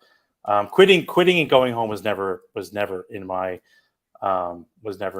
calculus of anything. I mean, that was like the biggest. That was like quitting the first summer wasn't an option, but even second, third, fourth, because that was like the biggest no. You cannot be a student manager and go home. Like it's just Oh, you just can't. yeah. You're You dead to just me. can't do that. There were, I Yeah. mean, we actually had some that quit and went Oof. home, and it's quite Arizona. It's demoralizing to the organization when that happens, and I didn't want to leave that stain on my record, so to speak, with Southwestern either. So that was never an option. But I think that selling books in the summertime, it's a unique experience at that time of your upbringing. You're kind of forming kind of who you are as a person. The fact that you have an opportunity to meet people from all walks of life, who come from different social classes than you came from, who are coming from completely different backgrounds and even different beliefs, different religions.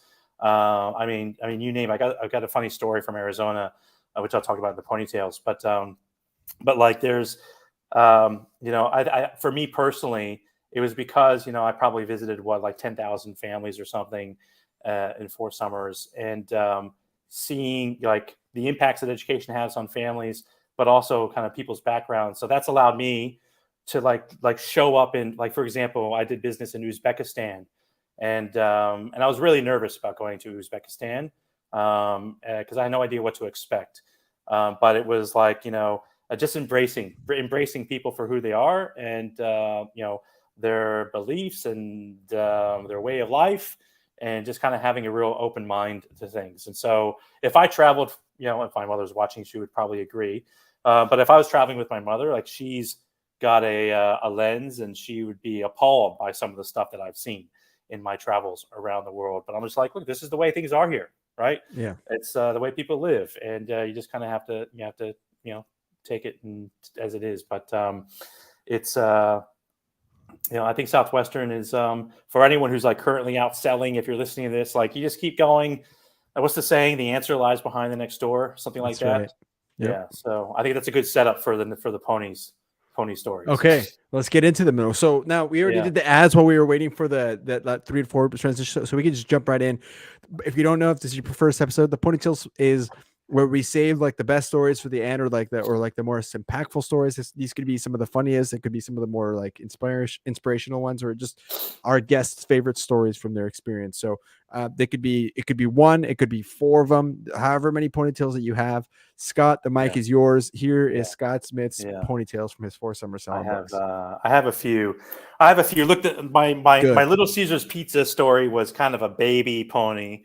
It was a baby pony, but one of the ones that really stands out was in my second summer in Ludington, Michigan. It was actually called Hart, Michigan was the county where I was working, and I pulled into we've all had these. This is a dog story too. So I think we've all had like our run-ins with puppies out in the field. Yes. And pulled into this driveway. I was in the countryside, and the driveway was about 30 yards long. It was just a single straight dirt road driveway. The house sat off the kind of off the road, and so drove down this dirt road to the house driveway.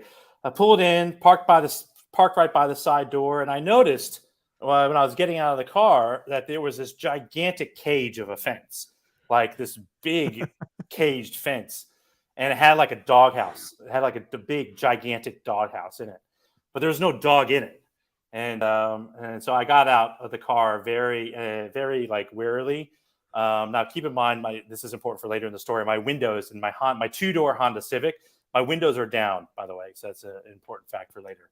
So I get out of the car, I'm a bit cautious, and I'm kind of looking around like, where's this dog at? Like, because this is a big facility for this dog. So I didn't see him. So I was like, okay, well, let me just go ahead and approach the side door. And as I am about 5 feet away from the steps to knock on the side door, out comes around the corner the resident of this big prison chain link. Yes. And it was like the largest German Shepherd I've ever seen in my life.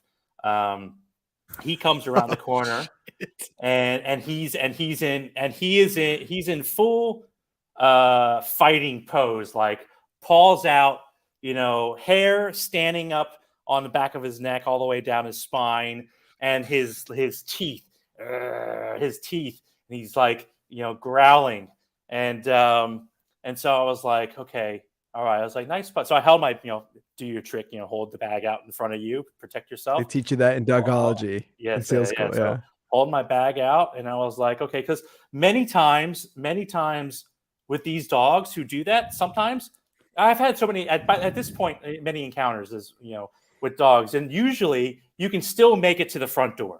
It's just as if you're holding your bag out in front of you. This dog was not complying with the rules of the other dogs, and I took like one step forward, and he started doing those dog lunges, like just snapping, and I was like, holy shit. And then so I was like, okay, I've got to, as I was frozen, I was like a statue. I was like, I've got to get myself back to safety. And now, granted, the dog was like, maybe I don't know, 10 yards away. So there's maybe actually closer than that, maybe 7 yards away, a little bit. There was distance between us.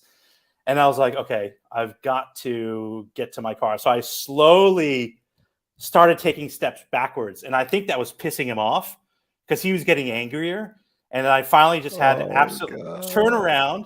And I did like a Dukes of Hazzard lunge in through the window. I didn't even open the door. The dog was chasing me. I lunged through the window, and he like jumps up and is in the he's like I'm practically like over on the passenger side. I'm like, now I also didn't even have automatic windows. I'm like rolling the window up to get this dog out of there. I'm like pushing my back and trying to protect myself from the dog, and he's trying to attack me. Dude. And I'm just like. And I roll up the other window. I was like, huh. I was shaking. I was so just like, I can't believe that just happened. I was just like, I gotta get the fuck out of here because this dog is like attacking my mirror on my car. I mean, he was just like ravenous. And so I put the car into reverse. I start going backwards, and then here comes like an SUV, like a Ford Expedition, coming down the driveway as I'm trying to back out. And it's only one car width wide, so I had to pull forward to make room for the SUV to come. So the SUV comes, the mom gets out, she grabs the dog, and she's like, she looks at me. I'm like terrified. She sees me through the windscreen, and so she puts the dog back in his residence where he should have been left the whole time. And so I was like, well, fuck, she's here now. So I might as well tell her while I was here. So I got out, And I did the worst approach. I was like, "Hi," and I was shaking. My hands were Yeah. still trembling, and I was like, "Yeah, I'm here selling books. I'm selling educational books." And I literally just handed her the list of all the people who had bought. But I crushed it in this community. I killed it. I mean, like I had sold to I had sold to everyone practically. So my list was really rich with names. So I just was like, here's everyone. I'm selling books. Here's everyone who's bought from me so far. And so we're standing outside of the house. She flips through and she's like, I know everyone on here. And I was like, great. I didn't even have words to say anything next. And she said, how much are they?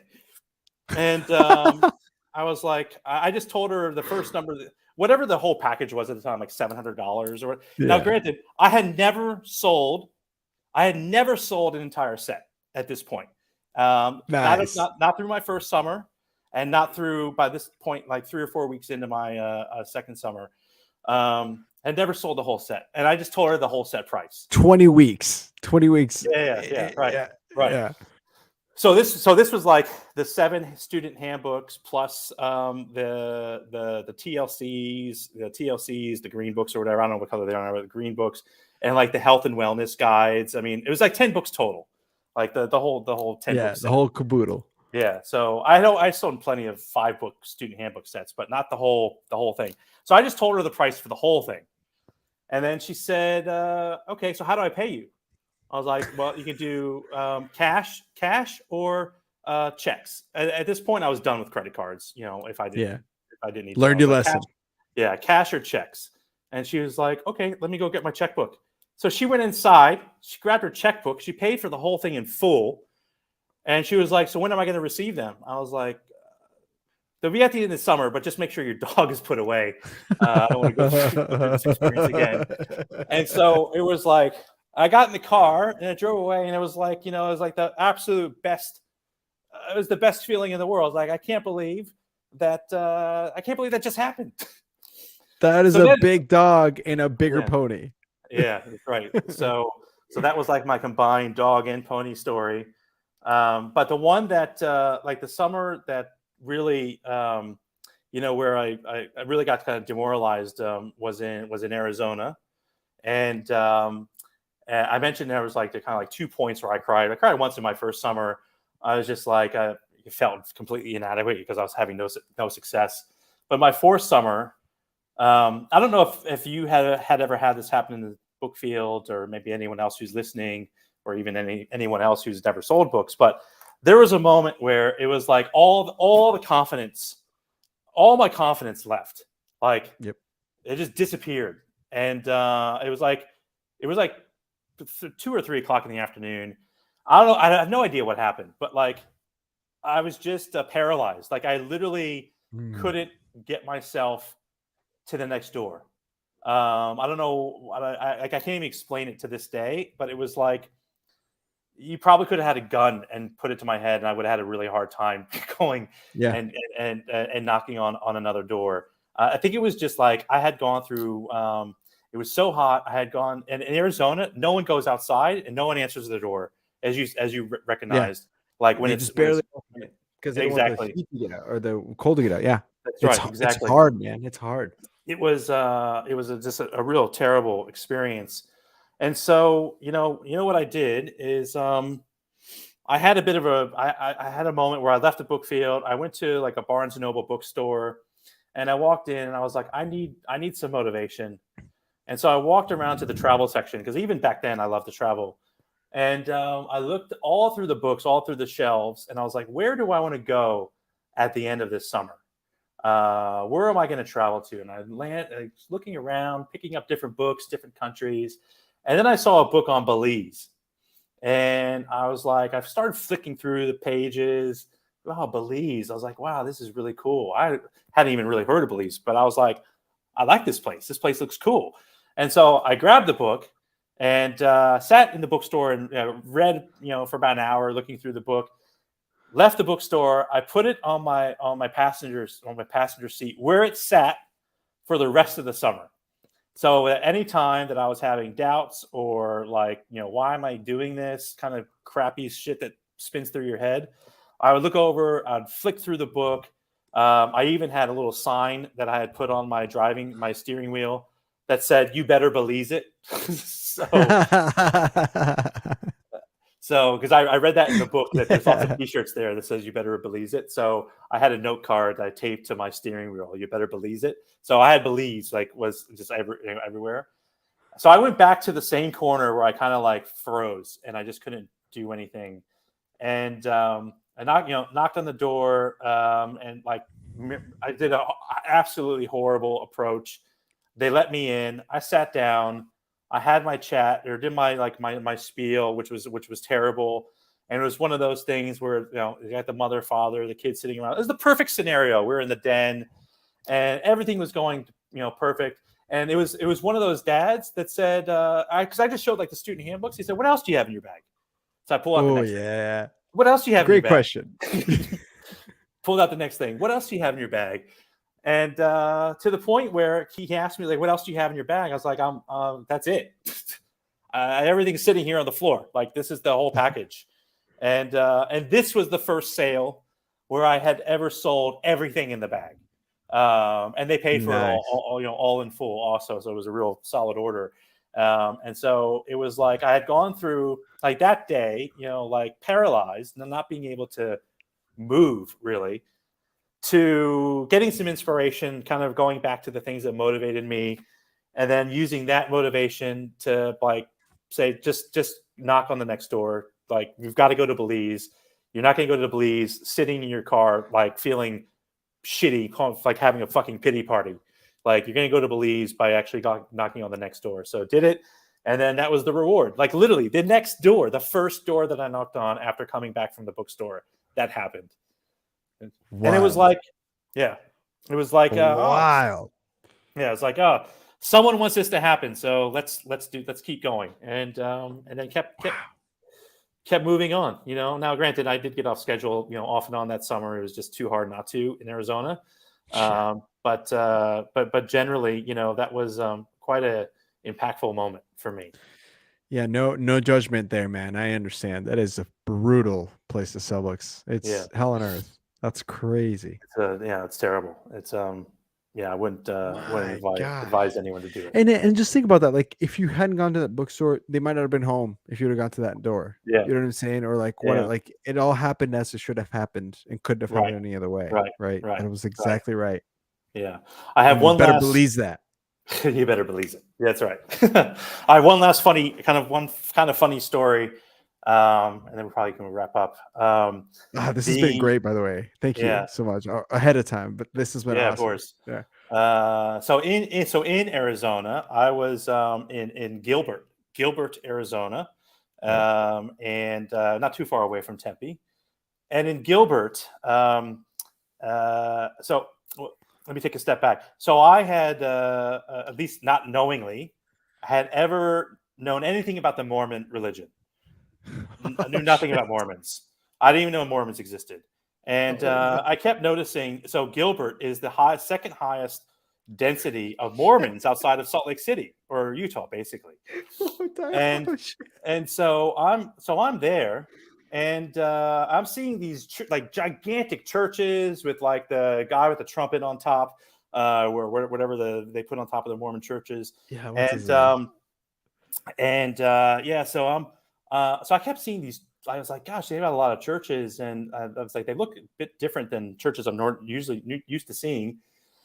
And then it was like, everyone was so friendly. Like, everyone was opening their doors to me. I couldn't believe it. I was like, this is fantastic. And so everyone was really friendly. But then at the same time, I was like, gosh, they've got huge families, like 5, 6, 7 kids. And like some of the homes had buses, like, like the airport shuttle buses to go to a hotel.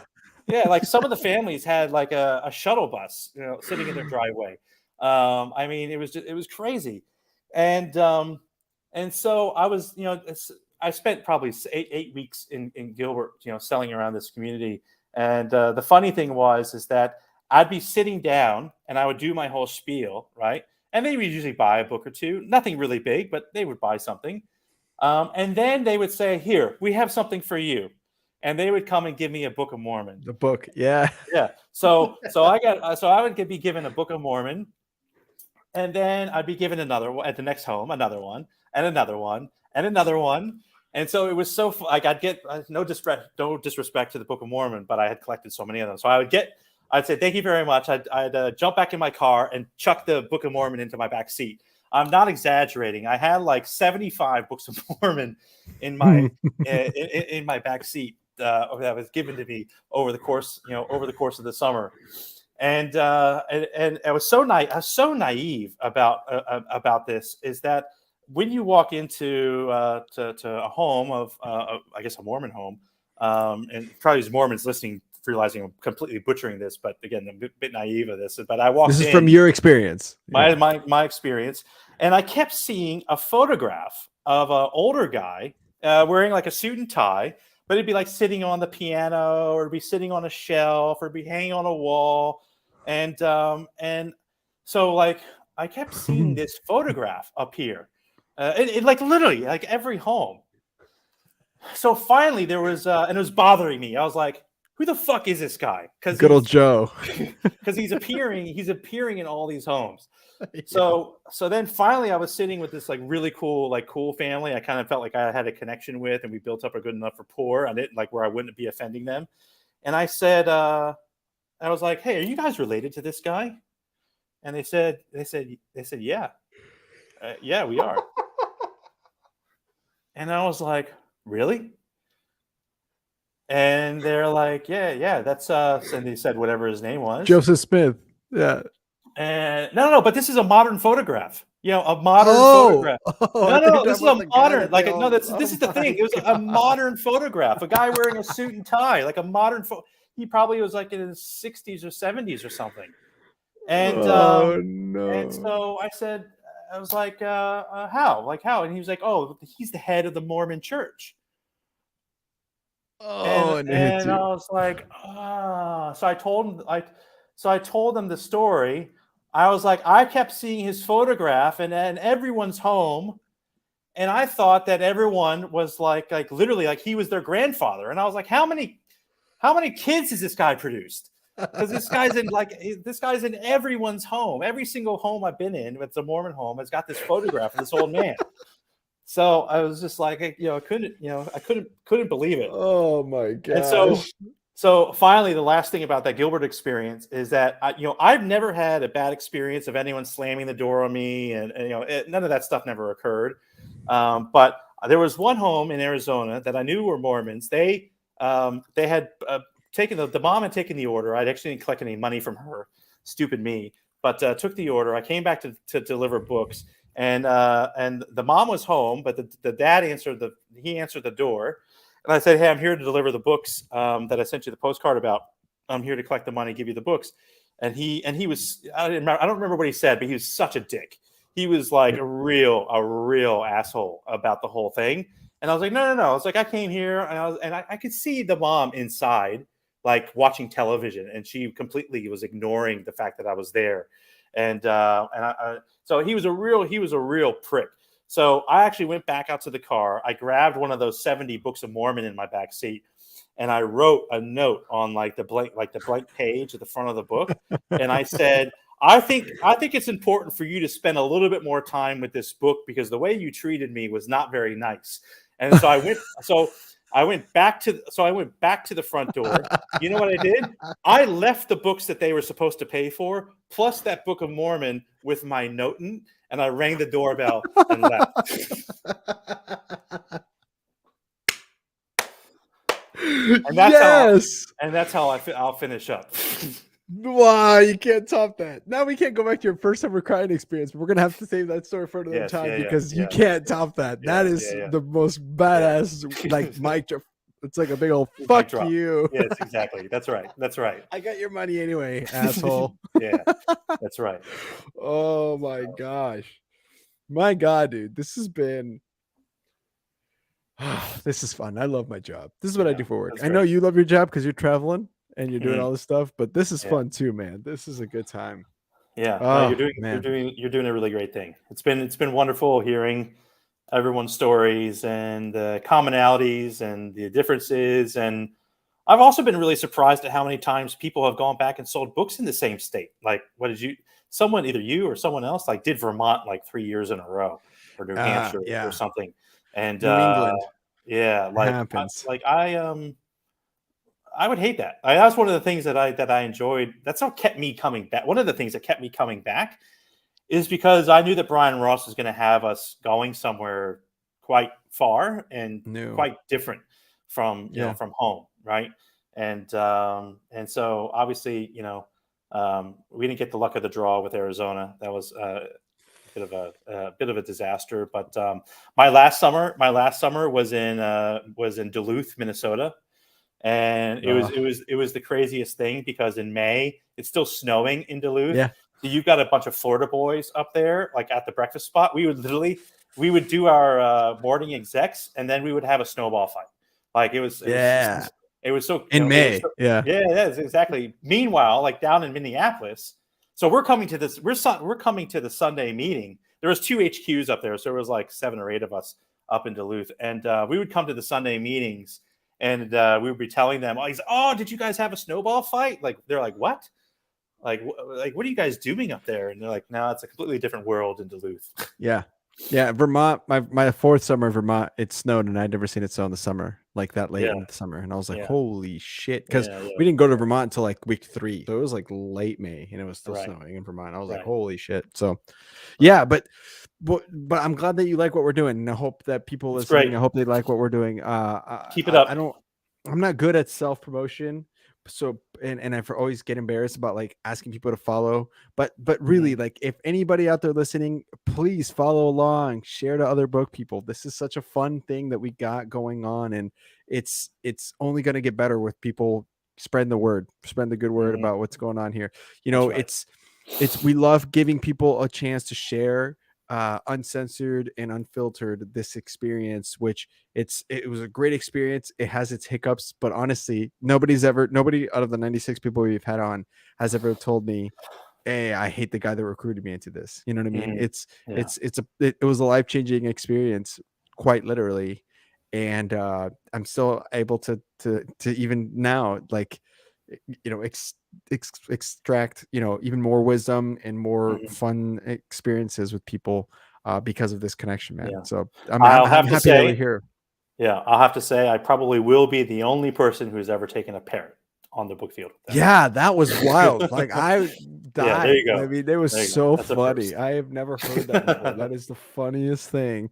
I'm gonna put that on the description of the episode. So that's hilarious, man.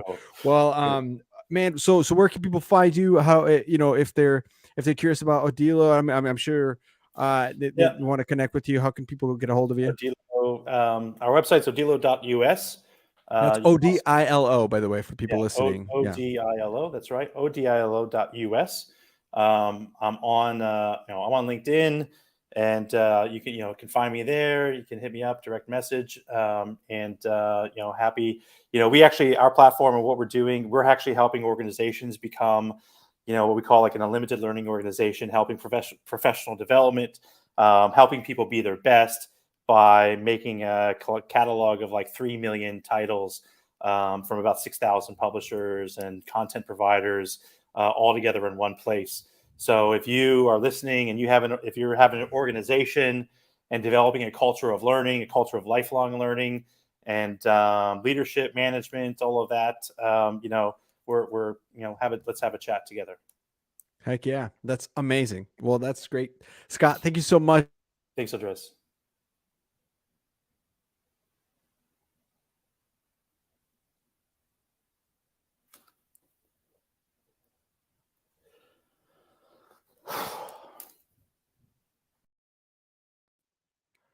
Oh, bopped out there for a second. Can you hear me?